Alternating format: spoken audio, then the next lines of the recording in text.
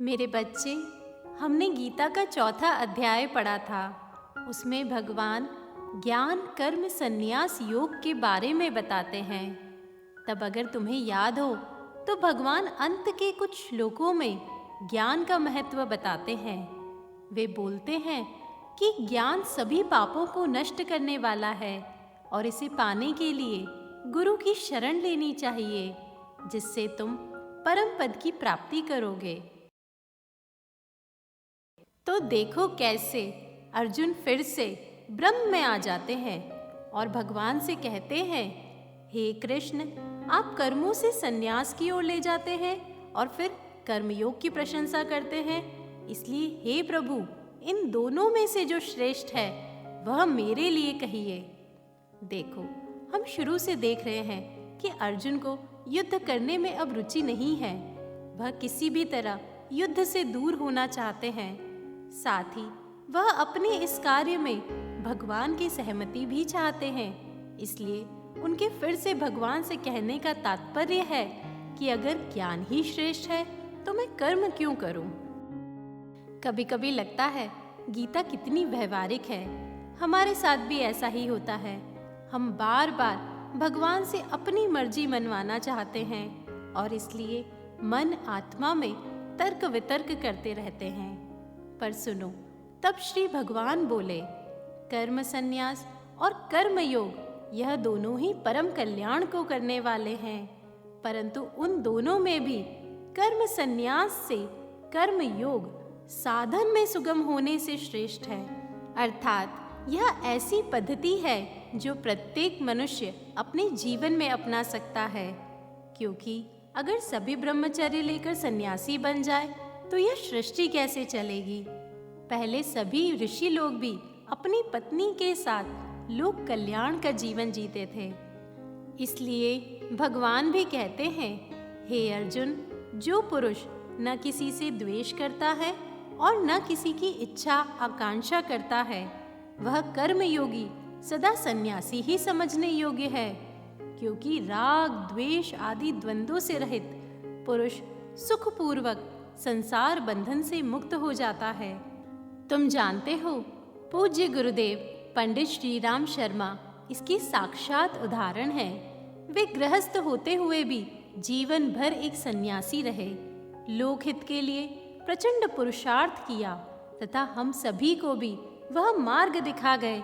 उन्होंने बताया, हमारा जीवन लोकमान्य तिलक, सुभाष चंद्र बोस, भगत सिंह जैसा होना चाहिए, जो समय की आवश्यकता को पहचान कर अपने स्वार्थ और अहंकार को त्याग कर राष्ट्र और समाज के उत्थान हेतु कर्म करता है, वही परम पद को पाता है।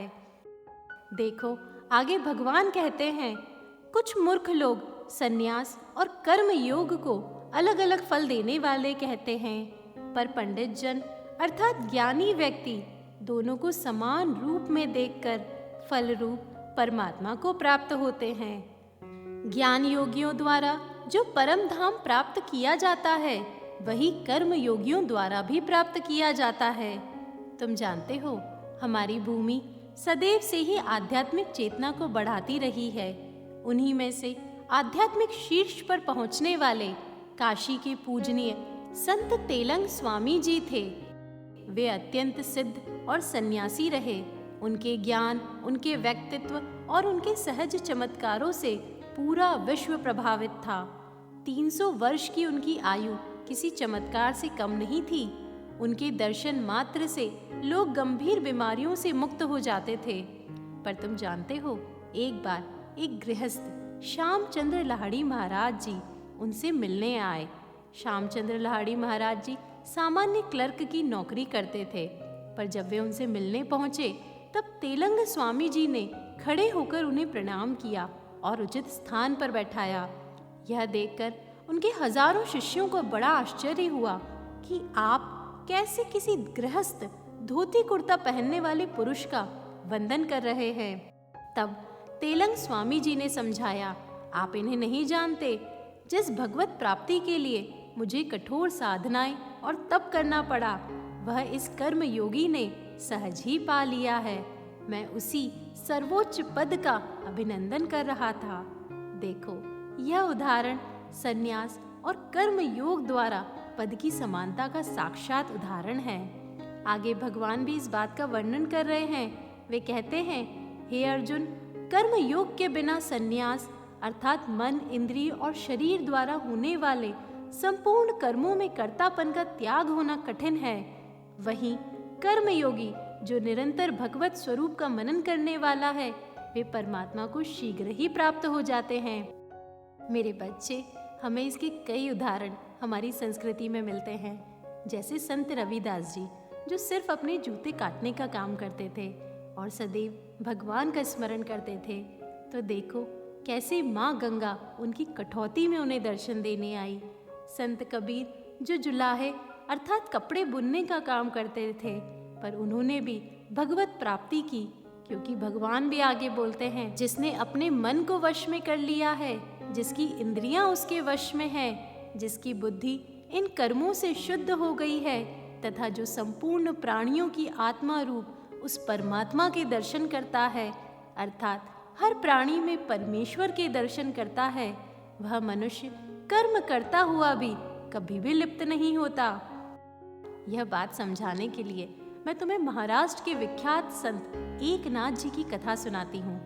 वे गृहस्थ थे, बड़े ही सरल और परोपकारी स्वभाव के थे। एक दिन संत एकनाथ जी के मन में विचार आया कि प्रयाग पहुंचकर त्रिवेणी में स्नान करें और फिर त्रिवेणी से पवित्र जल भरकर रामेश्वरम में चढ़ाएं। उन्होंने अन्य संतों के समक्ष अपनी यह इच्छा व्यक्त की। सभी ने हर्ष जताते हुए सामूहिक यात्रा का निर्णय लिया। एकनाथ जी सभी संतों के साथ प्रयाग पहुंचे।